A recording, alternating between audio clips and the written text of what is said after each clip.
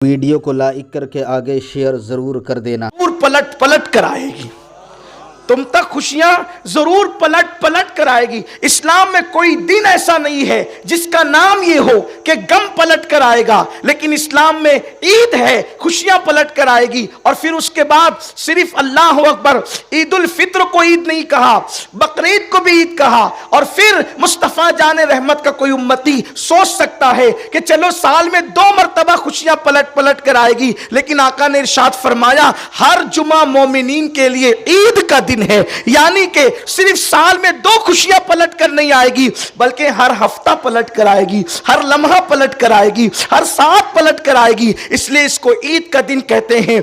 ईद के दिन गुस्से में आने का दिन नहीं, ईद के दिन जलाल में आने का दिन नहीं, ईद के दिन गजब में आने का दिन नहीं, यह खुशियों का दिन है। इस दिन खुशियां इसलिए है कि अल्लाह ताला खुद खुशी का इजहार करता है, और जब खुशी का इजहार करता है तो बंदों से कहता है ए पापियों, आज तुम्हारे पाप नहीं देखूंगा, ईद का दिन दिया है तो उसके सदके सारे गुनाहों को बख्श दूंगा, सारे गुनाहों की मगफिरत कर दूंगा। ईद के दिन जब ईद की नमाज पढ़कर मुसलमान अपने घरों की तरफ पलटते हैं तो अल्लाह इस शान से ईदी अता करता है कि फरिश्तों जाकर ऐलान कर दो कि गुनाहों से ऐसे पाक हो गए हैं जैसे अभी अपनी मां के पेट से पैदा हुए हैं। जो मांगेंगे अता करूंगा, जो मांगेंगे दूंगा। और उसके बाद फरमाता है तुम्हारे रोजे कबूल किए, तुम्हारी नमाजें कबूल की, तुम्हारी तरावी कबूल की, तुम्हारी तस्बीह कबूल की। बस बात इतनी है कि बंदा अल्लाह से उम्मीद करे। मुझे एक बात बहुत पसंद आती है। एक मर्तबा ये हुआ कि एक पैगंबर, देखो अमल कितना ही मुख्तसर हो, कितना ही टूटा फूटा हो, मगर यकीन मजबूत होना चाहिए अल्लाह पर। हाँ, अमल के मामले में हम कमज़ोर कभी हो जाएं तो हो जाएं, लेकिन यकीन के मामले में कभी कमज़ोर नहीं होना। यह खास बात याद रखें, यकीन के मामले में कभी कमज़ोर नहीं होना। अमल में कमज़ोर होने वाला जो है वो बख्श दिया जाता है, लेकिन यकीन में कमज़ोर होने वाला बख्शा नहीं जाता। इसलिए यकीन बहुत मजबूत होना चाहिए। एक मर्तबा ऐसा हुआ कि एक बंदा एक नबी के पास आया, और आने के बाद उसने अब उस दौर के नबी से कहा कि अल्लाह तबारक व ताला से मैंने ये अर्ज़ किया था लेकिन जवाब नहीं आया। का क्या कहा था? का मैंने अर्ज़ ये किया था कि अल्लाह तेरे बंदे परेशान है, इनकी परेशानियां दूर कर दे। तो उस दौर के नबी को अल्लाह ने वही की, इससे कहो कि ये बड़ी बातें करने लगा है मेरे दरबार में, मैंने अपने मकबूल बंदों की फहरिस्त से काट कर इसका नाम मरदूदों की फहरिस्त में लिख दिया है। यानी अपने पसंदीदा बंदों की फहरिस्त से निकालकर नापसंद बंदों की, पसंदीदा बंद, तवज्जो मेरी तरफ करें, खास जुमला है, पसंदीदा बंदों की फहरिस्त से नाम निकालकर नापसंद बंदों की फहरिस्त में इसका नाम लिख दिया है। इतना सुनना था, वो वज्द करने लगा, उस पे वज्द की कैफियत तारी हो गई, वो वज्द करने लगा। उस दौर के नबी ने कहा पागल तो नहीं हो गया तू? उसने कहा हज़रत क्या हुआ? कहा कि अल्लाह ने कहा कि तेरा नाम मरदूद बंदों की फहरिस्त में लिख दिया गया है और तू वज्द करता है। तो उस दौर के नबी को उस बंदे ने कहा आपने देखा नहीं फहरिस्त किसकी है? मुझे क्या पड़ी कि महबूब हो कि मरदूद हो, है तो उसके बंदों की फहरिस्त में।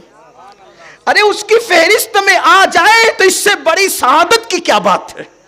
उसके बंदों की फहरिस्त में आ जाए, इससे बढ़कर शहादत की क्या बात है? इसलिए अल्लाह से डरते जरूर रहो, लेकिन टेंशन इसका लेने की जरूरत नहीं है कि हमने रोजे रखे कबूल होंगे कि रद्द होंगे। अरे जब तौफीक दी है तो इंशाल्लाह कबूल भी करेगा, मगर यकीन तो करो। और उसके बाद अल्लाह अकबर, उसने रोजदार बंदों की फहरिस्त में अपना नाम लिख दिया है, इससे बढ़कर के शहादत और क्या हो सकती है? रोजदार बंदों की फहरिस्त। लेकिन डरते भी रहो। अल्लाह रब्बुल इज़्ज़त ने आज ईद की खुशियां अता की है।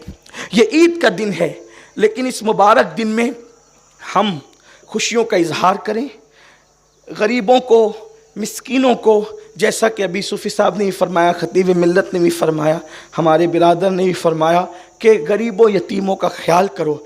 जिस खुशी में गरीब शरीक ना हो वो खुशी क़यामत के दिन अजाब बन जाएगी। बल्कि अल्लाह के रसूल अलैहिस्सलाम ने तो यहाँ तक फरमाया सबसे बुरी दावत वलीमे की वो है जिसमें गरीबों को मदऊ नहीं किया जाता। गरीबों को, यतीमों को जमा करें, उनको खुशियाँ अता करें, रिश्तेदारों को। जब अल्लाह नवाज रहा है तो हमें भी आज के दिन हाथ बड़ा करना चाहिए, नवाजना चाहिए, खर्च करना चाहिए। एक हदीस पाक है, और अगर हमारे पास कोई उम्मीद लेकर आए और हम उसकी उम्मीद को पूरा कर सकते हैं तो हमें उसकी उम्मीद को पूरा करना चाहिए, क्योंकि हदीस पाक में आता है कि जो किसी की आस तोड़ता है खुदा उसकी आस तोड़ देता है और उसके अमाल को अल्लाह रद्द कर देता है। ईद मनाने वालों, ईद सिर्फ सफेद नए कपड़ों का नाम नहीं है, ईद सिर्फ इतर और खुशबू लगाने का नाम नहीं है, ईद सिर्फ आंखों में सुरमा डालने का नाम नहीं है। ईद अल्लाह अकबर, बदन पे ईद के दिन खुशबू लगाओगे, थोड़ी देर का पसीना उसको बदबूदार कर देगा, लेकिन अल्लाह के बंदों की आस पूरी करके उनके दिल को खुश करोगे। माँ की आस पूरी करके, बाप की आस पूरी करके, भाइयों की आस पूरी करके, पड़ोसियों की आस पूरी करके, मुसलमानों की आस पूरी करके अगर आप उनके दिलों को खुश कर दिया तो इंशाअल्लाह जब तक दुनिया में रहोगे तब भी खुश रहोगे, कब्र के अंदर भी खुश रहोगे, मैदान महशर में भी खुश रहोगे। लेकिन अफसोस आज हम लिबास पर तो तवज्जो देते हैं, रिश्तों पर तवज्जो नहीं देते, लोगों के दिलों पे तवज्जो नहीं देते। इसलिए ईद इस तरह भी मनाइए, जरूरतमंदों की जरूरत को पूरा कीजिए और लोगों की जरूरतों का ख्याल कीजिए, अपनी खुशियों में लोगों को शरीक कीजिए। और साथ ही साथ हालात बहुत तेज़ी के साथ बदलते जा रहे हैं। नमाज इंशाअल्लाह वक्त पे खड़ी करना है, बहुत लंबा खिताब नहीं करना है। हालात पूरी दुनिया में तेज़ी के साथ बदलते जा रहे हैं।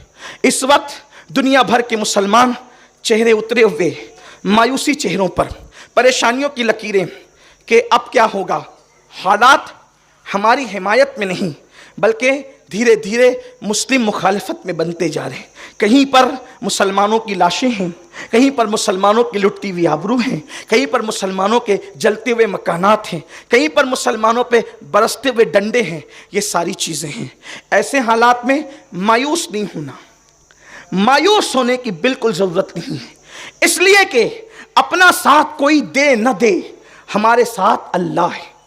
जब हालात मायूस कुन होते हैं तो उस वक्त किसी से टकराव भी मत लो, किसी से टकराने की ज़रूरत नहीं, किसी से झगड़ा लेने की ज़रूरत नहीं, किसी की मुखालफत की ज़रूरत नहीं।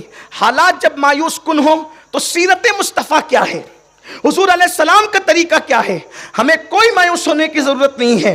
देखो मक्के के हालात इतने ख़राब हो गए, मक्के के हालात मुसलमानों के हवाले से इतने बदल गए कि रिश्तेदार जो थे वो दुश्मन बन गए, बल्कि चचा दुश्मन बन गया।